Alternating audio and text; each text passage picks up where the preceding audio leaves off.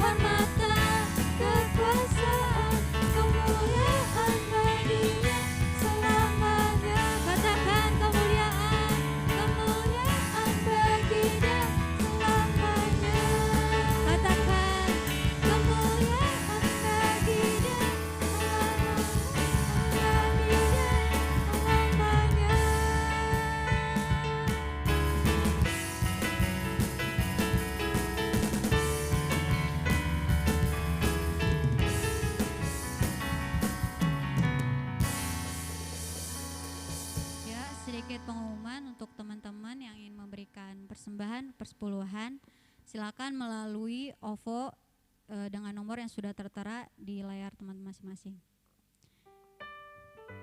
Ya, kita siapkan hati kita mau masuk ke dalam kebenaran firman Tuhan. Terima kasih Tuhan.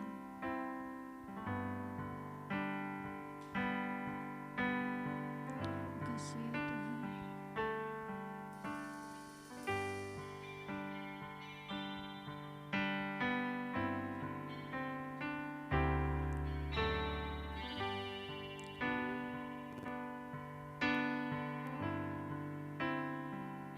Ku ingin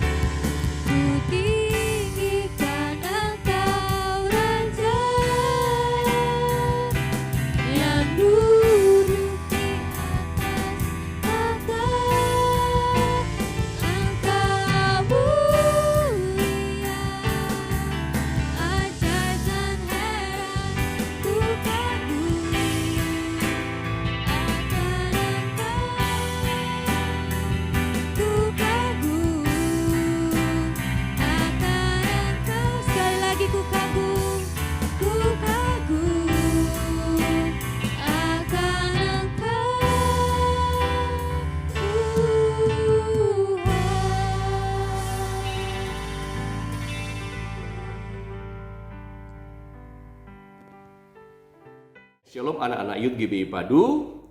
Sebentar kita akan masuk di dalam pemberitaan firman Tuhan. Namun sebelum kita akan belajar firman Tuhan, mari sekali lagi kita tundukkan kepala dan kita berdoa. Bapa Surgawi, terima kasih buat kesempatan malam hari ini. Kami sudah memuliakan Tuhan, sudah memuji Tuhan, menyembah Tuhan, dan sebentar kami juga akan belajar firman Tuhan. Mari urapi kami semua, urapi hamba-Mu, urapi pemberitaan firman Tuhan sampai pada selesainya, sehingga Tuhan ketika acara kami selesai, kami sangat diberkati, kami sangat dikuatkan, dan kami sama-sama belajar menjaga kekudusan hidup di dalam setiap pribadi kami masing-masing, supaya perkenanan Tuhan semakin luar biasa dan nyata dalam setiap hidup kami. Bapa, terima kasih, kami buka hati buat firman-Mu, berbicaralah Tuhan, kami siap untuk mendengarnya. Dalam Yesus Kristus kami berdoa, kami mengucap syukur. Anak-anak Youth yang sudah siap untuk mendengarkan firman Tuhan, sama-sama kita katakan amin. Amin. Ya, sekali lagi shalom buat kita semua. Hari ini kita akan sambung kembali tentang satu topik kita atau tema kita. Kita lagi belajar tentang menjaga kekudusan hidup. Nah, anak-anak Youth, minggu yang lalu kita sudah membahas tentang menjaga kekudusan hidup, dan kita sudah sampai pada menjaga hati. Ya, kita sudah sampai pada menjaga hati. Nah, saudara-saudara, dan dalam kita menjaga hati, kita juga sudah belajar dalam bagian yang pertama tentang menjaga hati dari apa? Dari kemunafikan. Supaya apa? Supaya hati kita tetap kudus di hadapan Tuhan. Nah, saudara-saudara, anak-anak Youth, kemarin dalam satu ayat yang terakhir kita sudah membaca di dalam 1 Petrus pasal 2 ayat yang pertama. Saya akan baca ulang ayat itu ya, ayat yang terakhir kemarin.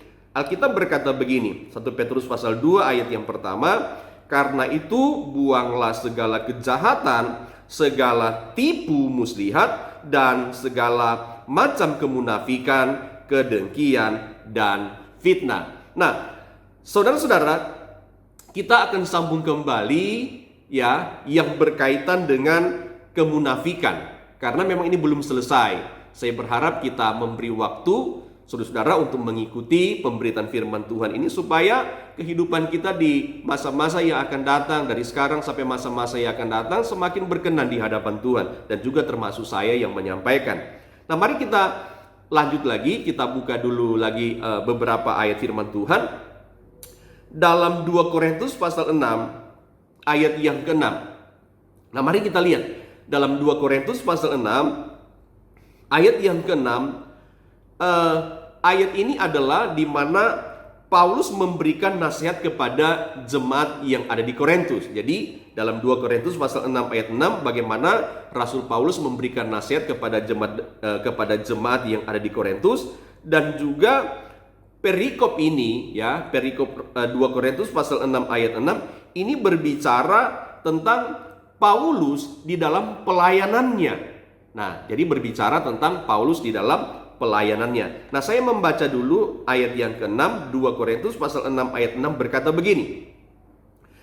"Dalam kemurnian hati, pengetahuan, kesabaran, dan kemurahan hati, dalam roh kudus, dan kasih yang tidak munafik." Sekali lagi saya akan baca ulang. Dalam kemurnian hati, pengetahuan, kesabaran, dan kemurahan hati, dalam roh kudus, dan kasih yang tidak munafik. Nah, saudara-saudara yang dikasih Tuhan, dalam ayat ini Paulus memberitahu bagaimana kita harus melayani Tuhan dan juga ikut Tuhan. Jadi ayat ini, saudara-saudara, Paulus itu memberikan nasihat kepada jemaat yang ada di Korintus, bagaimana melayani Tuhan, bagaimana mengiring Tuhan. Dan salah satu kata yang ada di dalam ayat-ayat tadi adalah kasih yang tidak munafik. Jadi kalau kita melayani Tuhan, kalau kita ikut Tuhan, kita harus apa? Memiliki kasih yang tidak munafik. Jadi hati kita penuh kasih yang apa? Yang tidak munafik. Nah, saudara-saudara, kata tidak munafik di dalam konteks ayat ini ya, di dalam bahasa aslinya kata tidak munafik ini saudara-saudara dipakai kata anu pro Kristos. Jadi kata saudara-saudara tidak munafik di sana dipakai kata anu po Kristos. Nah, ini saudara-saudara ya. Nah, apa yang dimaksud dengan anu pro Kristos ini, saudara-saudara? Saudara-saudara, artinya adalah tidak boleh berpura-pura. Itu yang pertama. Dan yang kedua, tulus ikhlas. Jadi saudara-saudara, kasih kita yang tidak munafik itu ya, supaya kita tetap kudus di hadapan Tuhan, ternyata kasih kita itu tidak boleh berpura-pura. Kasih kita itu harus apa? Harus tulus ikhlas.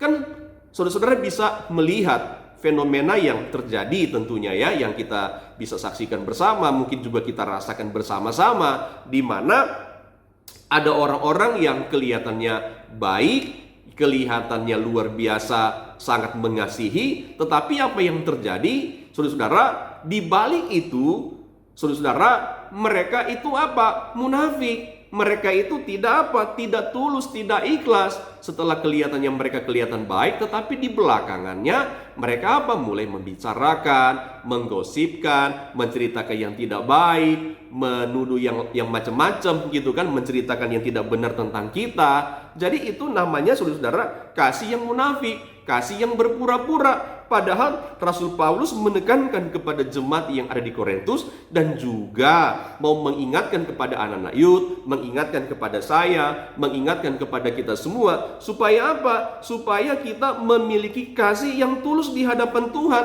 yaitu yang disebut tadi anu pro Kristos. Artinya tadi kita harus memiliki kasih yang tidak berpura-pura, ya, kasih yang betul-betul tulus. Nah, coba kita lihat Alkitab bilang apa? Saudara-saudara, ya, kita mau belajar ini ya. Di dalam Roma pasal 12. Roma pasal 12 ayat yang ke-9 berkata begini. Roma pasal 12 ayat yang ke-9 berkata begini. Hendaklah kasih itu jangan pura-pura. Jauhilah yang jahat dan lakukan yang baik. Jadi Rasul Paulus juga menegaskan kepada siapa? Kepada jemaat yang ada di Roma, dan juga Paulus mau berbicara kepada kita juga semua hari ini, atau firman Tuhan juga mau berbicara kepada kita semua hari ini, supaya apa?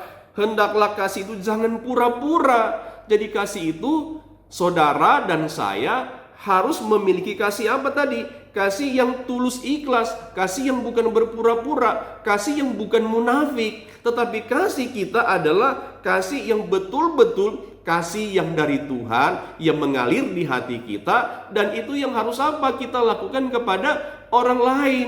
Jadi kalau kita mengasihi orang, kalau kita saudara-saudara sayang kepada orang lain ya, kita lakukan itu dengan apa? Dengan ketulusan hati kita, sebagaimana Yesus tulus mengasihi kita. Nah, Alkitab berkata begini, pemazmur bilang begini, saudara-saudara, di dalam Mazmur pasal 97, Mazmur pasal 97 ayat 11 berkata begini. Mazmur 97 ayat 11. Terang sudah terbit bagi orang benar, dan sukacita bagi orang-orang yang tulus hati. Jadi dengar baik-baik. Alkitab berkata bahwa dan sukacita bagi orang yang tulus hati.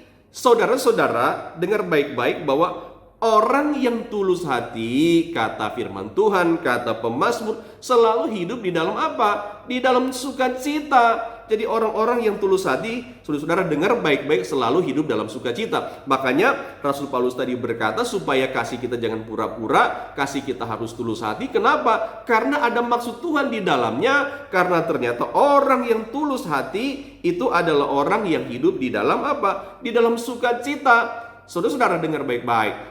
Kalau juga saudara-saudara, dan mungkin kita pernah mengalami yang namanya ketidaktulusan di dalam hidup kita. Saya percaya setiap orang pernah melakukan hal itu, termasuk saya secara pribadi. Ketika tidak tulus, ya, apa yang terjadi ketika tidak tulus? Saudara, tidak ada damai, tidak ada sukacita, tidak ada ketenangan hati, dikejar rasa bersalah, hidup dalam ketakutan, selalu gelisah. Dan itu yang terjadi, saudara. Makanya Alkitab berkata tadi, pemazmur berkata bahwa Terang sudah terbit bagi orang benar dan sukacita bagi orang-orang yang tulus hati. Jadi kalau saudara-saudara tulus hati di hadapan Tuhan, tulus mengasihi orang, tidak munafik, ya, penuh dengan kerendahan hati kita mengasihi orang, penuh dengan ketulusan hati, penuh dengan sukacita kita mengasihi orang, maka apa yang terjadi? Sukacita selalu memenuhi hidup kita, damai Tuhan selalu memenuhi hidup kita, sehingga apa? Perkenanan Tuhan senantiasa ada di dalam hidup kita. Sehingga pemazmur juga berkata begini, Alkitab berkata begini, Mazmur pasal 73 ayat 1, Mazmur 73 ayat 1 berkata begini, Mazmur Asaf, sesungguhnya Allah itu baik bagi mereka yang tulus hatinya, bagi mereka yang bersih hatinya.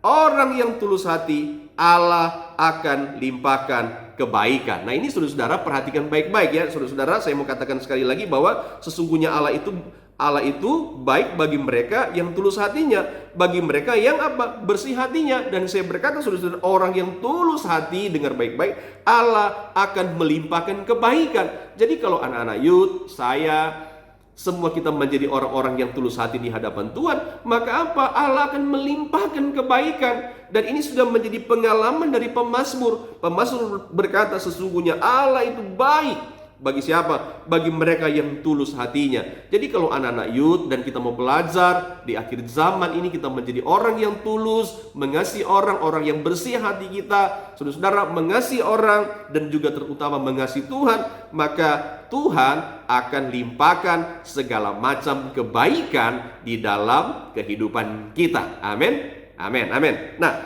Ibrani pasal 10 ayat 22 bilang begini. Ibrani pasal 10 ayat 22. Ibrani pasal 10 ayat 22, karena itu marilah kita menghadap Allah dengan hati yang tulus ikhlas dan keyakinan iman yang teguh, oleh karena hati kita telah dibersihkan dari hati nurani yang jahat dan tubuh kita telah dibasuh dengan air yang murni.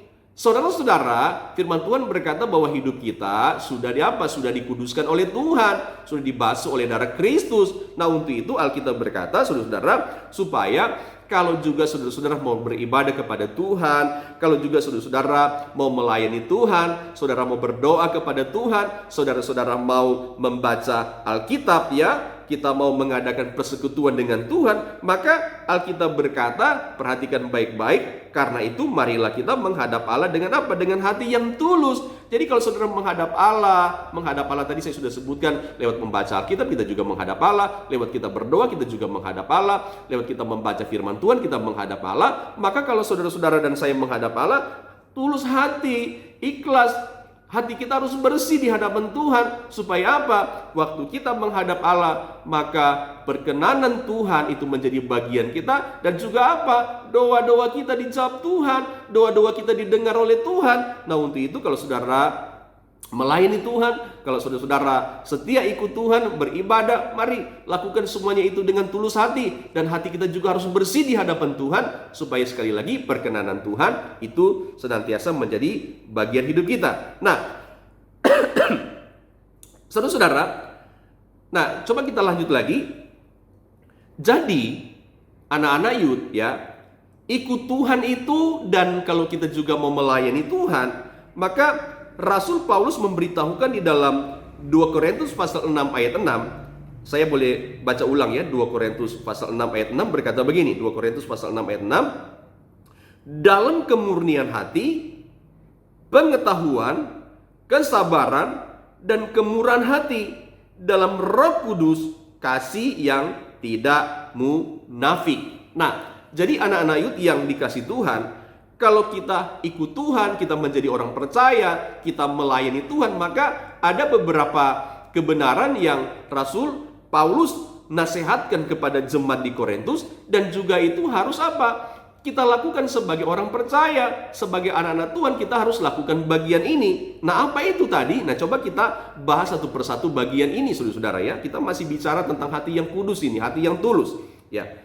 Yang pertama, dalam kita melayani Tuhan, dalam kita mengikut Tuhan, dalam kita mengiring Tuhan, maka Alkitab berkata, kita harus apa? Memiliki kemurnian hati. Jadi ayat tadi berkata kita harus memiliki apa? Kemurnian hati. Saudara-saudara, berarti apa saudara-saudara?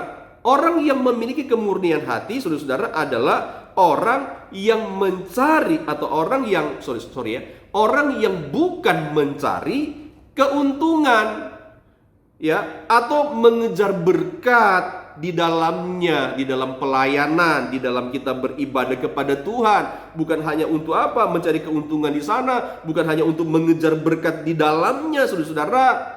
Tetapi, saudara-saudara, orang-orang yang memiliki kemurnian hati ini adalah orang-orang yang juga harus apa? Siap berkorban. Justru orang yang memiliki kemurnian hati harus siap berkorban buat Tuhan. Banyak hal yang harus dikorbankan. Bahkan bukan hanya sekadar berkorban. Bahkan saudara-saudara, kita diajarkan untuk apa? Siap untuk menderita. Jadi orang-orang yang memiliki kemurnian hati siap apa? Siap menderita. Dan juga siap menyangkal diri kita. Dan saudara-saudara, mematikan nafsu daging yang mendatangkan dosa. Amin. Amin, amin, haleluya, haleluya. Jadi kita mari memiliki kemurnian hati, ya. Saya sudah jelaskan tadi, mari kita bukan mencari keuntungan di dalamnya, bukan kita hanya mencari berkat di dalamnya, tetapi kita diajarkan untuk berkorban, kita diajarkan untuk siap menderita, kita diajarkan untuk mematahkan setiap nafsu-nafsu yang pada akhirnya hanya mendatangkan dosa. Nah, yang kedua, bahwa kalau kita mau ikut Tuhan, kalau kita juga mau melayani Tuhan, maka Rasul Paulus memberikan nasihat, saudara-saudara, apa di sana dikatakan? Ya, yang kedua, harus memiliki pengetahuan. Nah, ini penting, saudara-saudara. Nah, coba kalau saudara-saudara perhatikan ayat tadi ya, dalam 2 Korintus pasal 6 ayat 6. Ternyata Rasul Paulus berkata supaya kita harus memiliki pengetahuan. Nah, dengar baik-baik. Memiliki pengetahuan firman Tuhan itu saya mau katakan sangat-sangat penting di dalam kita mengiring Tuhan, di dalam juga kita apa? Melayani Tuhan. Kenapa kita harus memiliki pengetahuan firman? Sebab kalau kita tidak memiliki pengetahuan firman Tuhan yang banyak, tidak memiliki pengetahuan firman Tuhan yang benar, maka yang akan terjadi, saudara-saudara, di dalam kita mengiring Tuhan, di dalam juga kita melayani Tuhan, kita bisa, saudara-saudara, salah di dalam kita mengiring Tuhan, di dalam kita melayani Tuhan. Kita sudah melayani, kita sudah mengiring Tuhan, tetapi saudara-saudara, apa yang terjadi, anak-anak youth yang dikasih Tuhan, bahwa hati kita ini masih hati yang tidak layak. Hati kita ini hati yang tidak kudus. Hati kita ini, saudara-saudara, itu belum berubah, saudara-saudara, ya, belum bertobat, belum mau berubah dari hati yang menyimpan segala dosa, segala kemunafikan, segala amarah, segala dendam. Lalu kita pada akhirnya kelihatannya keren begitu kan, kelihatannya keren melayani Tuhan, kita ikut Tuhan hebat, kita memuji Tuhan, kita melompat-lompat, kita rajin ke gereja, tetapi saudara-saudara, kita tidak memiliki pengetahuan firman Tuhan yang benar, sehingga saudara-saudara kita tidak sadar bahwa kita iring Tuhan, kita ikut Tuhan, kita melayani Tuhan, tetapi hati kita masih kotor, tapi kita tidak sadar itu. Nah, untuk itu saya mau mengajak kita, mari apa? Alkitab bilang harus memiliki pengetahuan firman Tuhan. Supaya apa? Kalau kita mengerti firman Tuhan dan pada akhirnya firman Tuhan itu yang akan berbicara kepada kita dan berkata, kamu ternyata masih jahat, kamu ternyata hatimu belum kudus, hatimu belum bersih. Maka firman Tuhan itu yang akan apa? Berbicara di hati kita supaya kita berubah, kita bertobat kembali, supaya perkenanan Tuhan itu ada di dalam kehidupan kita dan kita layak melayani, kita layak juga beribadah,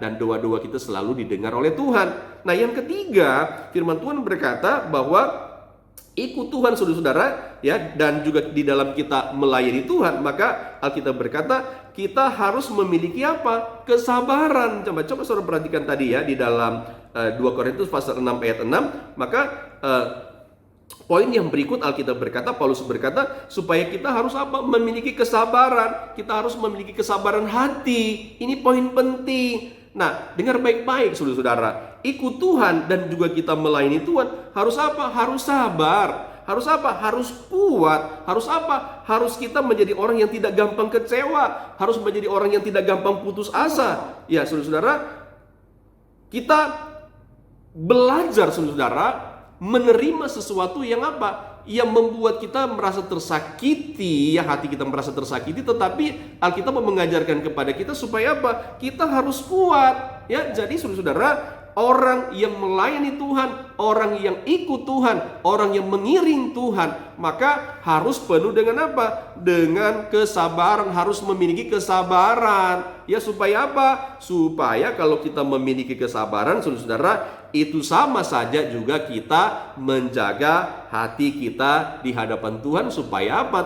Tetap kudus. Amin. Haleluya. Nah, jam berjalan terus ya. Sedikit lagi saudara ya, kita bahas dulu bagian ini saudara ya. Sabar sedikit ya.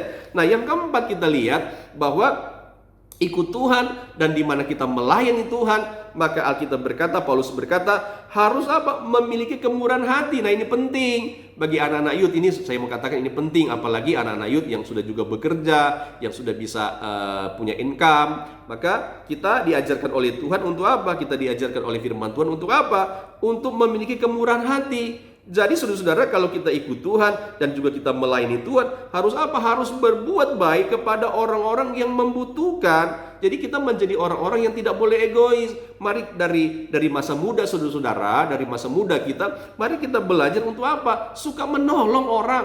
Jadi kalau saudara-saudara tidak memiliki kemurahan hati, tidak suka menolong orang, itu sama saja hati kita ini belum kudus di hadapan Tuhan. Karena apa? Kita masih memikirkan kepentingan diri kita sendiri. Kita masih egois, saudara. Nah, untuk itu, sekecil apapun yang engkau bisa buat, anak-anak youth, kepada orang-orang lain, mari perbuatlah itu. Apalagi sekarang kan kita lihat bahwa ada begitu banyak orang-orang yang susah di sekitar kita. Kalau kita bisa menolong mereka, mari milikilah kemurahan hati itu supaya kita semakin dikenan Tuhan. Mari berbuat baiklah kepada siapa saja. Sebisa kita untuk melakukan kebaikan, mari lakukan itu kepada banyak orang. Supaya apa? Supaya lewat kita, saudara-saudara, Tuhan pakai kita untuk menjadi berkat buat banyak orang, supaya nama Tuhan itu dipermuliakan. Jadi mari kita jaga hati kita. Lewat apa? Lewat kita memiliki kemurahan hati bagi banyak orang, saudara-saudara.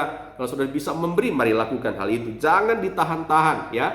Walaupun engkau ya mungkin gajimu tidak seberapa, atau penghasilanmu tidak seberapa, tapi mari belajar berbuat baik, karena itu perintah Tuhan buat kita supaya kita memiliki apa? Kemurahan hati. Nah, yang berikut saudara, ikut Tuhan itu dan dalam kita melayani Tuhan, maka Alkitab berkata, nah ini penting ya, semua ini penting saudara ya, di dalam kita menjaga hati supaya hati kudus ya.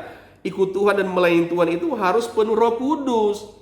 Ya, tadi kita sudah membacanya berulang-ulang kali ya di dalam 2 Korintus pasal 6 ayat 6 ya. 2 Korintus pasal 6 ayat 6. Maka kita saudara-saudara harus apa? Memiliki Roh Kudus. Nah, kenapa kita harus memiliki Roh Kudus? Ya anak-anak youth, karena dengar baik-baik, Roh Kudus itu adalah apa? Adalah sumber kuasa untuk menolong saudara, sumber kuasa untuk menolong kita. Untuk apa? Mengalahkan kedagingan ini, untuk mengalahkan segala godaan-godaan iblis, saudara, yang mau apa? Mengganggu hidup kita, yang membuat hati kita tidak kudus, yang membuat hati kita bersalah, berdosa. Nah, maka kita perlu apa? Kita perlu kekuatan Roh Kudus. Jadi anak-anak youth dan saya harus penuh dengan Roh Kudus. Nah, untuk itu saya berkata begini kepada anak-anak youth dan juga kepada diri saya. Bagaimana kita bisa dipenuhi dengan Roh Kudus? Bagaimana Roh Kudus selalu senantiasa memenuhi hati kita? Kalau kita tidak intim dengan Tuhan, kalau kita tidak intim dengan Roh Kudus, kalau kita malas saudara-saudara intim dengan Tuhan, kita malas bersekutu dengan Tuhan di dalam doa saudara-saudara, di dalam doa pribadi ya, di dalam doa di gereja. Kalau saudara tidak intim dengan Tuhan, bagaimana Roh Kudus akan tinggal terus-menerus dalam hati kita? Nah, untuk itu anak-anak youth saya berkata kepada kita, mari jadilah orang percaya yang penuh dengan Roh Kudus. Kenapa kita harus penuh dengan Roh Kudus? Supaya hati kita juga saudara-saudara tetap kudus di hadapan Tuhan. Saya sangat percaya orang yang penuh dengan Roh Kudus, maka hatinya tetap akan kudus. Dia tetap akan menjaga apa? Kekudusan dalam dirinya, karena Roh Kudus itu yang senantiasa selalu berbicara, kamu harus kudus, kamu harus kudus, kamu harus kudus, sehingga kita menjadi orang yang takut untuk berbuat kesalahan. Nah, satu bagian yang terakhir lagi saudara, karena ini memang panjang pembahasannya, satu bagian terakhir lagi di dalam ayat yang kita sudah baca tadi di dalam 2 Korintus pasal 6 ayat 6, satu bagian lagi Alkitab berkata, kalau kita ikut Tuhan, kalau kita melayani Tuhan, bagaimana kita harus menjaga hati kita, yaitu harus memiliki kasih yang tidak munafik. Dan ini sudah berulang-ulang kemarin kita juga pelajari. Jadi saudara-saudara, di dalam kita menjalani hidup ini, mari kita memiliki kasih yang yang tidak munafik, yang tidak berpura-pura, ya. Yang artinya kasih yang tidak munafik, kasih yang tidak berpura-pura.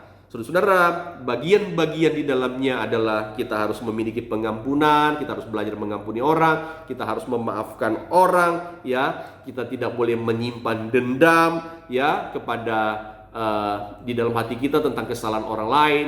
Kita juga, saudara-saudara, tidak boleh menyimpan kepahitan hati kita atau kesalahan orang lain yang orang-orang sudah pernah lakukan kepada kita. Mari kita jangan simpan di dalam hati kita. Mari kita menjadi orang pemaaf. Mari kita menjadi orang yang dengan penuh ketulusan hati mengampuni. Seperti apa? Seperti Yesus, saudara-saudara, waktu dia melayani, dia betul-betul menjadi teladan. Yesus tidak dendam sama orang. Yesus betul-betul mengasihi orang dengan begitu tulus hati, ya saudara-saudara. Dan kita sebagai anak-anak Yud, sebagai orang percaya, kita juga harus melakukan hal itu. Kita tidak boleh memiliki kasih yang berpura-pura, pura-pura baik tetapi hati tidak tulus. Nah, sekarang kita mesti bertobat. Saya juga mesti bertobat. Kita semua mesti bertobat supaya sekali lagi apa yang akan terjadi dalam hidup kita, perkenanan Tuhan terjadi dalam hidup kita, doa-doa kita selalu didengar Tuhan, dan kita akan melihat bagaimana perkara-perkara yang hebat yang dari Tuhan akan menjadi bagian kita. Saya kira cukup firman Tuhan di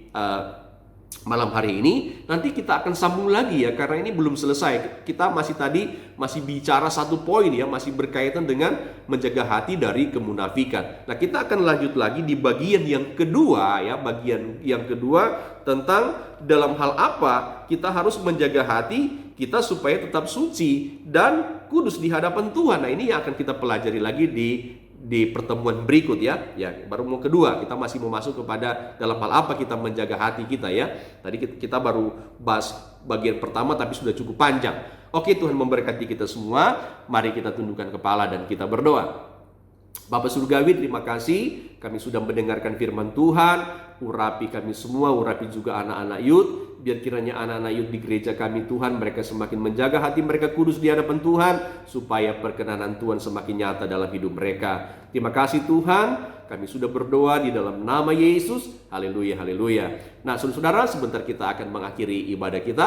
Mari angkat kedua belah tanganmu dan terimalah berkat dari Tuhan. Mari pulanglah, bawalah seluruh berkat yang luar biasa ajaib dari Allah Bapa kita di surga, kasih sayang damai sejahtera dari Tuhan kita Yesus Kristus menjadi bagian setiap hati kita, penyertaan yang sempurna dan ajaib dari Allah Roh Kudus senantiasa menyertai kita mulai hari ini dan sampai selama-lamanya. Di dalam Yesus Kristus kami sudah berdoa, kami mengucap syukur, dan kami percaya kami sudah diberkati Tuhan. Dalam nama Yesus, semua yang diberkati Tuhan katakan amin. Amin. Oke, shalom semuanya, dan Tuhan Yesus memberkati kita semua.